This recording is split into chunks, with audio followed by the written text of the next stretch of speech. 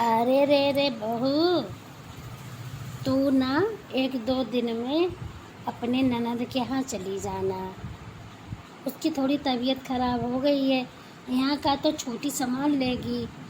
और तू ना ज़रा अपनी ननद की सेवा एवा कर देना और उसको कोई काम मत करने देना। और अपनी ननद के यहाँ तू चली जा और उसका सारा काम करना। हमारी बेचारी बेटी कितनी दुखी हो रही होगी, बहुत बीमार है। लेकिन माँ जी, मैं तो अपने मायके जाने वाली थी। मेरी माँ की भी तबीयत बहुत खराब है और मेरे घर में कोई भी नहीं है। अरे ननद जी के यहाँ तो उनकी सास है, ननद है, उनके यहाँ तो उनकी सेवा हो जाएगी, पर हमारी माँ के पास तो कोई नहीं है। हमारी माँ की बहुत तबीयत खराब है। मम्मी जी प्लीज़, मैं अपनी मम्मी के पास हो आऊँ, इसके बाद मैं ननद के यहाँ चली जाऊँगी। अरे रे रे बहू, अब तेरी शादी हो गई है, तू कुंवारी नहीं रही। पहले ससुराल दे मायका तू छोड़ कर आई है, और वैसे भी तू फूटी कौड़ी नहीं लेकर आई थी। अब तू हमारी बेटी के जाने से मना कर रही है। चुपचाप चली जाना, कल मुझे कहेंगी। ठीक है माँ जी, मैं चली जाऊँगी। प्लीज़ आप नाराज मत होइए। अब चलो चलो, सब अपने काम पे लगो। अब चलो कपड़े धो लेती हूँ। इतना सारा काम पड़ा है, बाथरूम भी साफ करना, बाथरूम में कपड़े भी धुलना, सारा कुछ काम करूँ। इसके बाद ननद के यहाँ भी जाना है। मेरी बेचारी माँ इतनी बीमार है, फिर मैं अपनी माँ के पास नहीं जा सकती हूँ। लेकिन हमारी मजबूरी, गरीब घर से जो हूँ, ननद के यहाँ जाना पड़ेगा।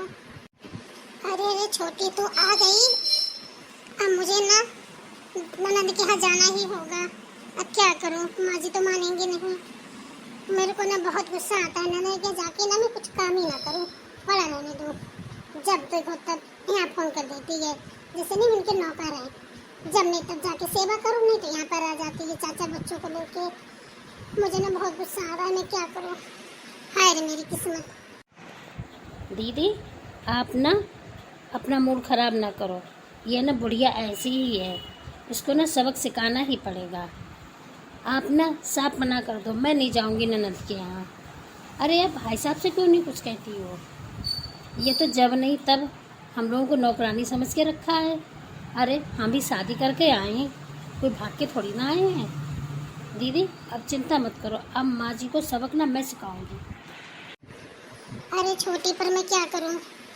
अगर मैं मना करूँगी तो माँ मेरी शिकायत लगाएगी और फिर मेरी ही डांट पड़ेगी। मैं तो कुछ भी नहीं कर सकती।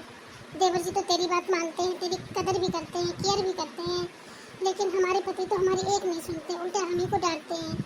इसलिए मैं तो कुछ भी नहीं कर सकती हूँ। अरे अरे दीदी, आप चिंता मत करो, आप जाके चुपचाप अपने रूम में बैठ जाओ, लेट जाओ और बस कह दो मैं बीमार हूँ, इसके बाद मैं सब संभाल लूँगी। ठीक है छोटी, तू कहती है तो मैं यही करूँगी। अब मैं ना बीमारी का ऐसा नाटक करूँगी कि ना माँ जी ना मुझे इतना आराम करता हुआ तो देख नहीं सकती। मैं मजबूरी में मुझे मायके ही भेज दूँगी, तब मैं भी अपने मायके चली जाऊँगी। छोटी ने बिल्कुल सही कहा। अरे अरे, अब इसको क्या हुआ? अब जे कैसे यहाँ पे आके बैठ गई है?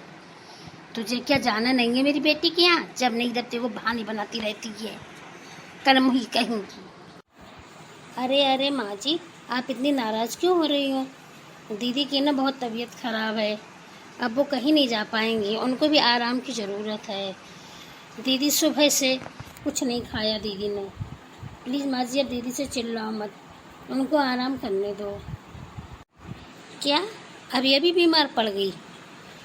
अच्छा बहाना है मेरी बेटी के घर ना जाने का।